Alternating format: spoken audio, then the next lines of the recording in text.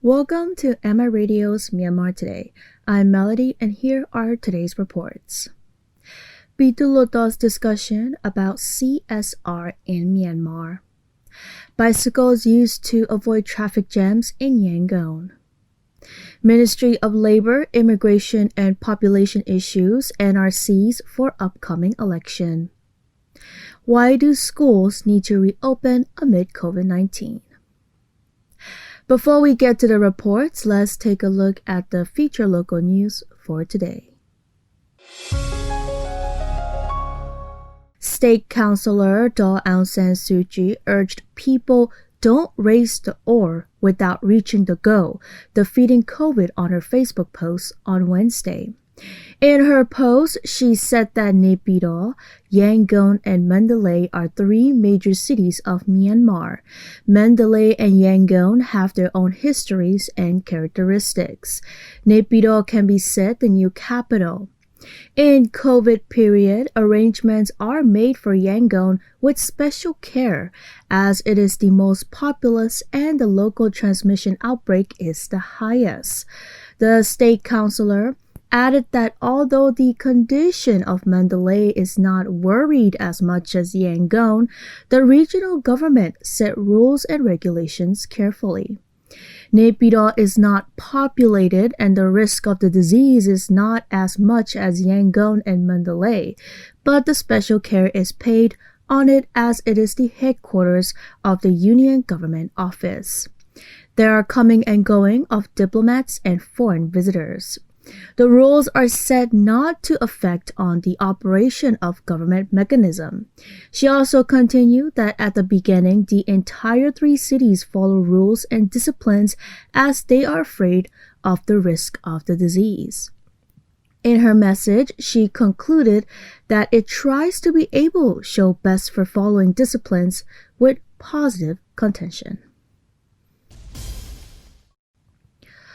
Vice President U Mien Sway, patron of the steering committee for holding the Wazo robe offering ceremony of the Union government, addressed a coordination meeting at the Ministry of Religious Affairs and Culture on Wednesday. In this year's Wazo robe offering ceremony of the Union government, a total of 36 Seattles will be invited. He called for necessary preparations.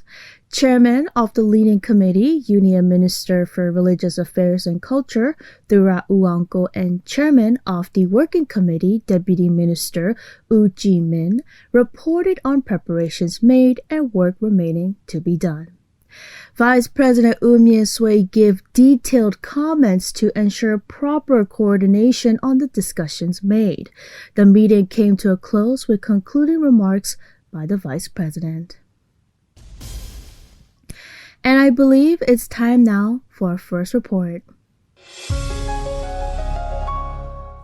Pyithu Hluttaw has approved the proposal of calling on the government to have Pacific policy for CSR programs and to enhance the participation of local residents in a transparent way. It was passed after the discussion of Hluttaw representatives on the third day of second Pyithu Hluttaw 17th regular session. At the meeting, the Union Minister for Investment and Foreign Economic Relations explained about the current CSR campaigns by the businesses and investors in Myanmar.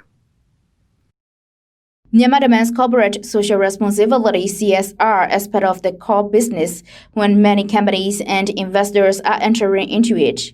CSR is aimed for the businesses to bring good relations with the community by sharing the benefits to environment and society. This involves communication between government, business, and local community. It was discussed on the third day of the second Pyithu Hluttaw 17th regular session held on Wednesday. Hluttaw Representative Daw Myaw from Chao Tan constituency submitted the proposal of calling on the government to have specific policy for CSRs of the companies and to implement participation of the local residents in a transparent way. Although the investments are essential for the country, On the other hand, they have to be responsible. CSR is the system that drives the education, health, and social life of the citizens better. Being a developing country with many needy areas, it is not difficult to perform the CSR in Myanmar, but it has to sync with the actual social requirements and values of the local communities. The Hluttaw representatives highlighted that CSR should not be the cover for the businesses. Additionally, CSR should meet the basic requirement of the local community. So the transparent policy and participatory system is proposed to have actual responsibility of the businesses. အဆိုရှင်တင်ပြသလိုပွင့်လင်းမြင်သာပြီးပြည်သူတွေပါဝင်နိုင်ဖို့ဆိုရင်နိုင်ငံတော်အစိုးရအနေနဲ့ CSR ရဲ့အဓိပ္ပာယ်ဖွင့်ဆိုချက် CSR ရန်ပုံငွေထားရှိရေး As mentioned in the proposal to be transparent and participatory, I would like to suggest that the government should lay down policy and regulations for the definition of CSR, implementing CSR fund, forming management committee, and producing a working report. Especially for the areas affected by the mining companies, the cooperation of the residents is important. If the residents can manage the CSR fund for the needs of their place, it would be a better provision. The basic needs of an area are different. It may be health, education, and transportation, or employment and skill enhancement. If small grant is created for the residents to manage by themselves, it will lead satisfaction for the residents and the society will be peaceful as well. Because of establishment of factories and wide area of mining, the environmental issue is the main problem in Myanmar. Moreover, the residents in remote areas are mainly affected by the factories and mining procedures. The CSR assistance is lesser comparing to the damage caused by the factories and mining. U Tang Chun, Union Minister for Investment and Foreign Economic Relations, mentioned that the businesses accredited by Myanmar Investment Commission spent 2% of the net profit for CSR programs. မြန်မာနိုင်ငံယင်းနှိမ့်မြုံနှံမှုမူဝါဒမှာလူမှုအကျိုးပြုလုပ်ငန်း CSR နဲ့ဆက်လင်းပြီးပြည်တွင်းနှင့်နိုင်ငံခြားယင်းနှိမ့်မြုံနှံသူများသည် Myanmar investment policies mention that the investor have to be responsible for the society, including environmental affairs. To meet this requirement, Myanmar investment commissions ask for the detail of CSR campaigns when accrediting the investment proposals. It is also required to include about CSR in annual report of businesses. Ground level inspection is also done.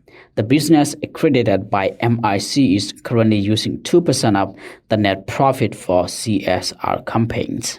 With the agreement of the Pyithu Hluttaw representatives, the Hluttaw approved the proposal of calling on the government to have specific policy for CSRs and to implement participation of the local residents in a very transparent way.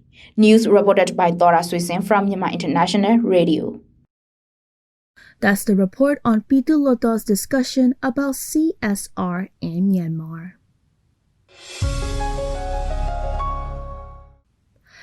Bicycles bring an easier way in transportation as to avoid the traffic jams, especially during rush hours.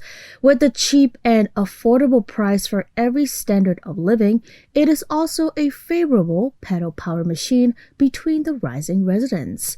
It is almost mostly used for general delivery services. People in urban areas suffer from the traffic problems as they have to spend more time than the real-time interval that a journey should take. They have to rely on public transportation, means such as public buses and railways. For those who could afford a little much more, they take private taxis and their own cars. Bicycles bring an easier way in transportation as to avoid the traffic jams, especially during rush hours. With the cheap and affordable price for every standard of living, it is also a favorable pedal-powered machine between the rising residents. It is also mostly used for general delivery services. There are various types of bikes such as racing, hybrid, and also gear-fixed bicycles. In some townships where motorcycles are banned, people choose electric bikes for their general purposes. People in urban areas suffer from the traffic problems as they have to spend more than the real-time interval that a journey should take. They have to rely on public transportation means such as public buses and railways. For those who could afford a little much more, they take private taxis and their own cars. Ko Nai, the manager of Shui Myanmar Bicycle Shop, said.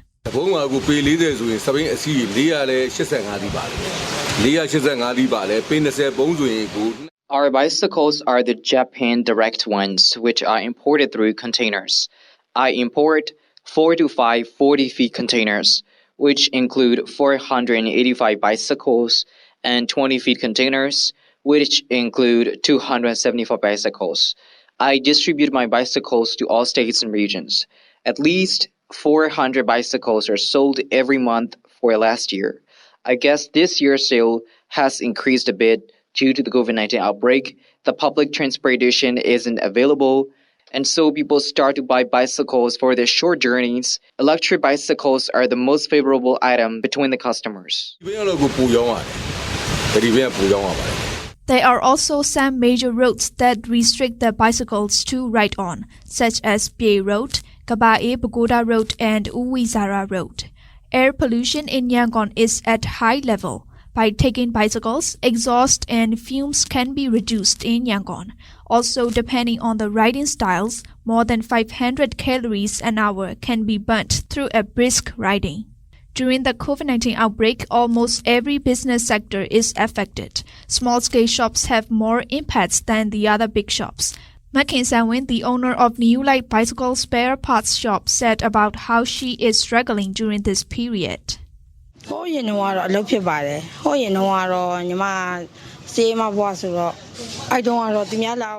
once worked as a sales promoter in bicycle shops, and the demand is very high that I got to eat breakfast in the evening. Now I work for my own shop, and the sales are not the same as my previous work. Also, because of the COVID-19 outbreak, we had no single sale more than 2 months, and I have to struggle even to pay my shop's rental expenses. Currently, the season for the school has begun, and the demands are about to increase slightly.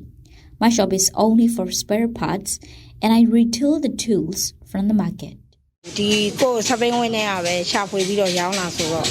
Normal bicycle price ranges from 50,000 jets and the electric one from 150,000 jets to 250,000 jets, according to Ko Nai. He also expected that bicycling would be a trend among the people, and the sales for bicycles would also be better as people are suffering from the daily traffic jams. So Evis Clay, the resident who lives in the Gongmyote South Township, shared his favors in riding bicycle rather than any other vehicles. He said, I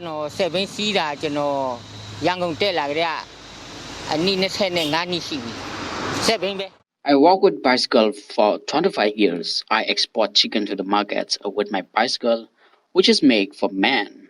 I have to work for 4 of my children only with this bicycle.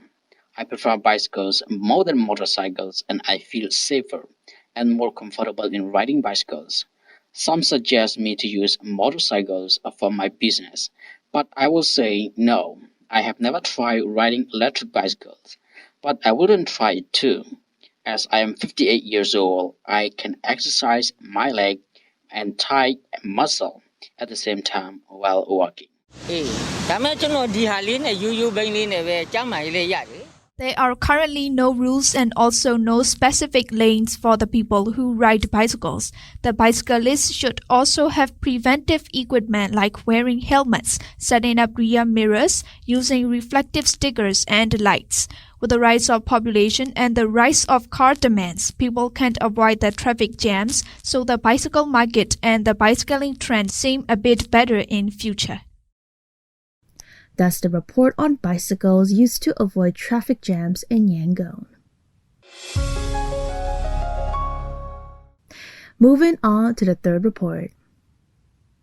For the upcoming general election, the Ministry of Labor, Immigration and Population is collaborating with relevant departments and organizations for issuing national registration cards to all eligible citizens above 18 years of age who will be given a chance to cast their vote. For the details report, let's take a look.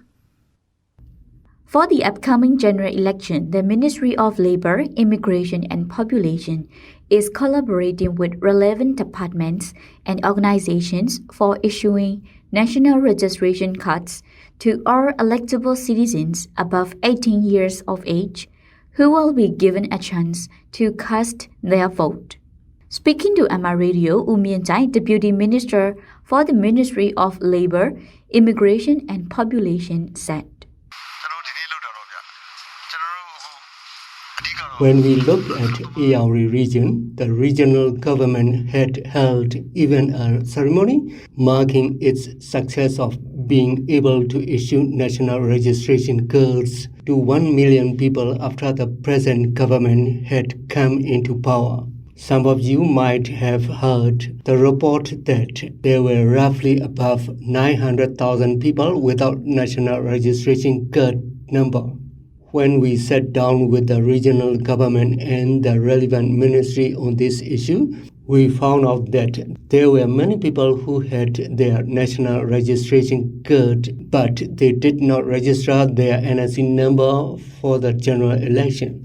So we are in the process of including those who had given their vote before, but we are in the process. We have not completed the work. The numbers of the people who don't have the national registration cards are more than 40,000 in this region. We have already made the plan for it and within 2 months, these people will have their permission to cast their votes. So for the upcoming general election, we are collaborating with different departments and other organizations.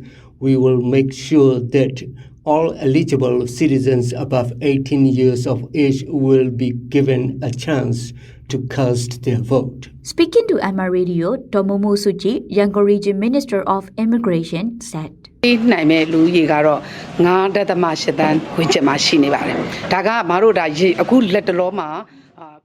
The total number of the people who are eligible to cast their vote we have for now is 5.8 million voters, but this is what we currently have for now. However, there can be a slight change in this number as we might have to reduce the number of voters who will turn 18 by the end of this year. Uwima, Region Hluttaw representative from Laitaya Township, said,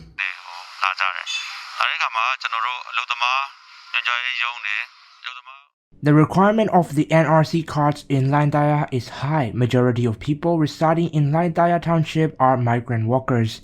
So there is a great requirement in NRC cards and household lists. And as we need to be in line with the law, there occurs the challenge when we do the Myanmar nationals and household registration certificates Form 10. The challenge is that one needs to provide Form 10 to get NRC and they need to go back to their hometown to fetch the Form 10. Some people find it okay and so the responsible staffs help them with the process. But some people cannot afford to go all the way back to their hometown to get the Form 10 and they cannot risk being absent from the job, so it delays the procedure. Mount Dawi is the resident in number 16 ward from Laitaya Township and he shared his experience in applying for the national registration card.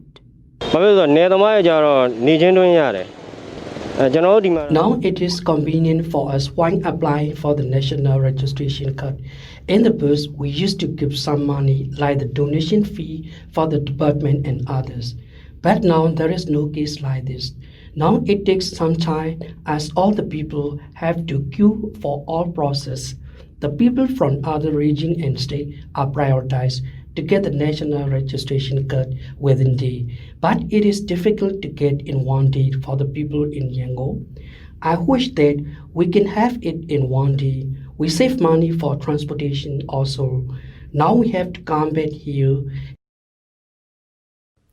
That's the report on Ministry of Labor, Immigration and Population issues NRCs for upcoming election. Let's move on to the last report for today. The reopening of the schools has been one of the top trending news these days, as the government school from the high school is set to reopen from the 21st of July amid the concern over COVID-19. The officials from the Ministry of Education give their statements on why the schools need to be reopening, covering the importance of learning process for the students. Willinson will tell us the full report. The government has already issued the order that the government schools will start opening from 21st of July, starting from the high school, which is grade 11 and grade 10. One of the reasons for the government to choose to reopen the school is it has been about 2 months. There is no local transmission of the virus in Myanmar, but the return is from abroad. So it is quite safe to open back the schools, but under strict guidelines and rules. Especially all the teachers and the students must follow social distancing rules to prevent themselves from possible infection or the spread of the infection. Dr. Win Aung is the educationist, and he is also the member of National Education Policy Commission, and he spoke on why it is important to open school, and he said,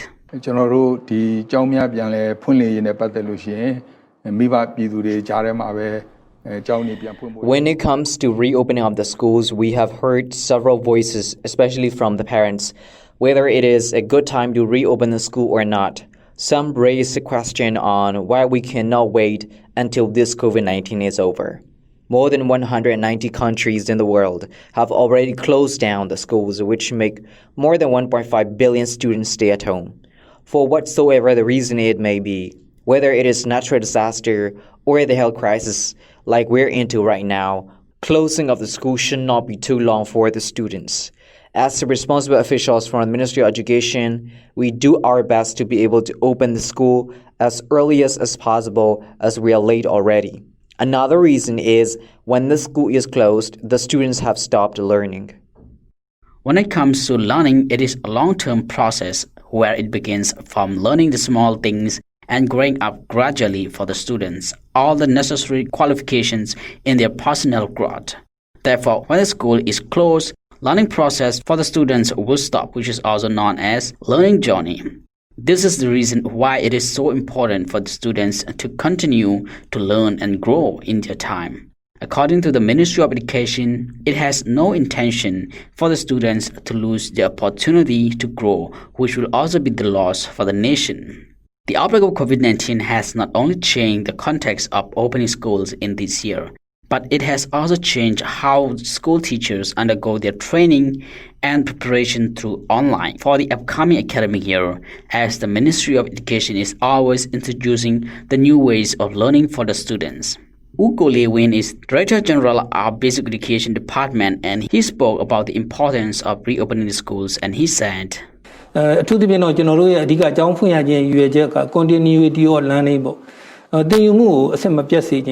main reason for reopening of the school is the continuity of learning for the students. We don't want to halt the process of learning for the students. If the learning process of the students comes to a halt, then there will be a huge loss for students as well as for the nation as a whole. However, opening school amid COVID-19 may bring some disadvantages for the students, such as quality issue of learning for the students. The access to education is available for the students, but the quality of learning will have a slight defect as we use 4 different models in giving class to the students depending on ration of students and the teachers in a school. There are 3 schools nationwide when these 4 models of learning method cannot fit, as the number of students is much higher and the number of teachers is smaller, which will definitely need another solution. As the opening of the school is already late for 51 days than the usual year, the curriculum of the school must be prioritized and minimized, where the students will learn what are considered to be a must to learn in their respective grades.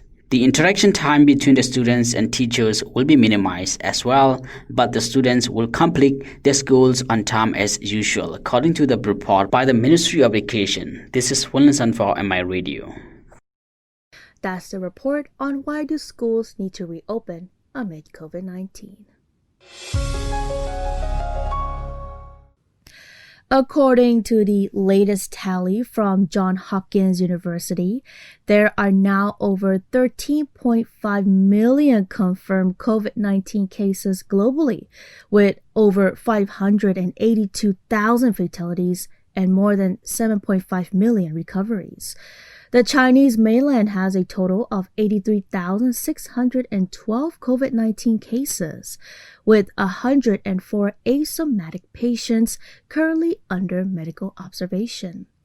The death toll stands at 4,651, including 10 from the Hong Kong Special Administrative Region and 7 from the Taiwan region.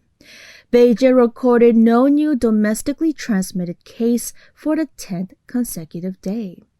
The number of COVID-19 cases in the U.S. has risen to over 3.4 million, and the death toll has surpassed 137,000.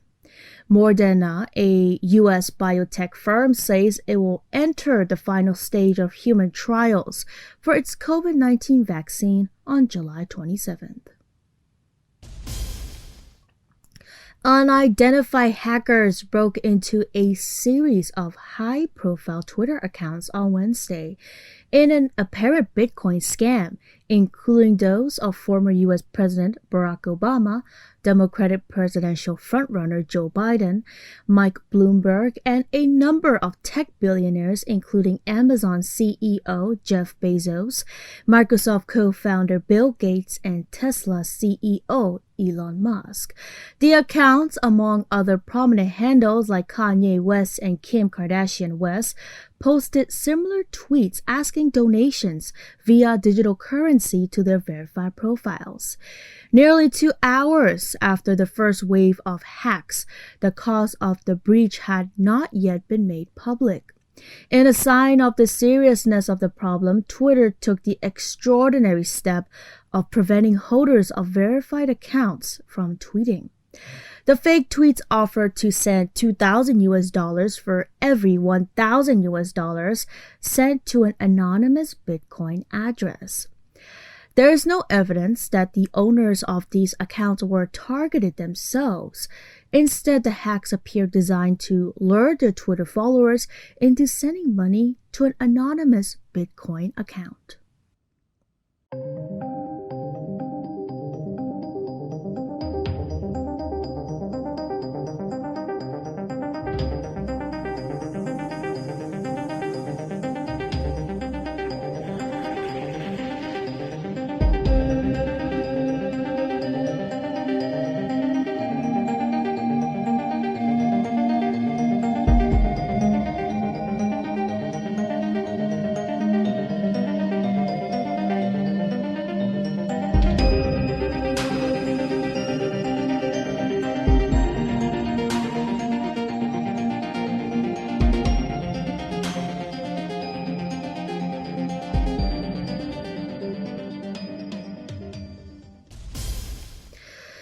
China strongly opposes and condemns U.S. President Donald Trump's signing of the so-called Hong Kong Autonomy Act, China's foreign ministry said in a statement on Wednesday. The foreign ministry said that this U.S. move has grossly interfered in China's internal affairs and seriously violated international law, as well as the basic norms governing international relations. According to the statement, the legislation, which ensures the HKSAR's long-term prosperity and stability, is unanimously agreed and supported by all the Chinese people, including Hong Kong compatriots, reiterating that Hong Kong affairs are purely China's internal affairs and allow for no foreign interference. The foreign ministry said that the Chinese government is determined to safeguard national sovereignty, security, and development interests and oppose external interferences in Hong Kong affairs. The Foreign Ministry said the U.S. attempt to obstruct China's national security legislation for the HKSAR will be to no avail, and China will make necessary responses to protect its legitimate interests and impose sanctions on relevant U.S. personnel and entities. China's Foreign Ministry spokesperson condemned Washington's move on Tuesday, calling it illegal and baseless. U.S.'s act is against international law and basic principle of international relations. It is an interference of China's internal affairs. The making of Chinese laws is based on China's constitution. It legally safeguards the prosperity and stability of Hong Kong. The signing of the Hong Kong Autonomy Act is yet another roll of the dice by the United States in its escalating row with China. The executive order blocks the U.S. property of those who are set to undermine democratic institutions in Hong Kong. It also revokes license exceptions for exports to Hong Kong and eliminates the preference for Hong Kong passport holders as compared to Chinese mainlands. The Hong Kong Autonomy Act, which I signed this afternoon, passed unanimously through Congress. It's just the latest escalation in the country's souring relations of late. Many experts believe such seismic moves from Washington are no longer a surprise. Well, first of all, I would say it's not new normal, it's new abnormal, okay? It's new abnormal. Right. It shouldn't have happened that way. And I think it's a combination of a couple of things. It's almost like a perfect storm. One is, of course, we have this, fundamental long-term structural differences, basically, that culminated in this trade war that President Trump has initiated. Second, I think it's a lot to do with the coronavirus situation. United States suffered greatly, and it wants somebody to blame, and China happens to be a victim. For months, Trump has blamed China for, in his words, sending the coronavirus to the U.S., while defending his administration's own response as cases soar. Last week, the U.S. official withdrew from the World Health Organization, which Trump claimed was beholden to China. The U.S. president also says because of the pandemic, he won't consider another trade deal with China. Although Trump and his presumptive Democratic challenger Joe Biden have accused each other of being weak on China, recent moves by the U.S. suggest otherwise. I want to know, when's the last time you spoke with President Xi of China? And do you plan to speak with him in the near future? No, I haven't spoken to him. Well, no, I don't. I have no plan to speak to him. America's significant business community in Hong Kong have been caught up in the new law.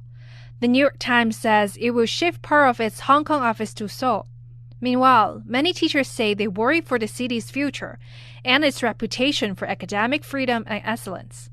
Trump has declared himself to be the toughest ever president on China, a position he's taking ever more rigorously as November's presidential election draws near. Signing the executive order is one thing, but he now must deal with Beijing's response. Jasmine Sen, CGTN. That's all with the news and reports on Myanmar Today. Hope everybody is staying safe.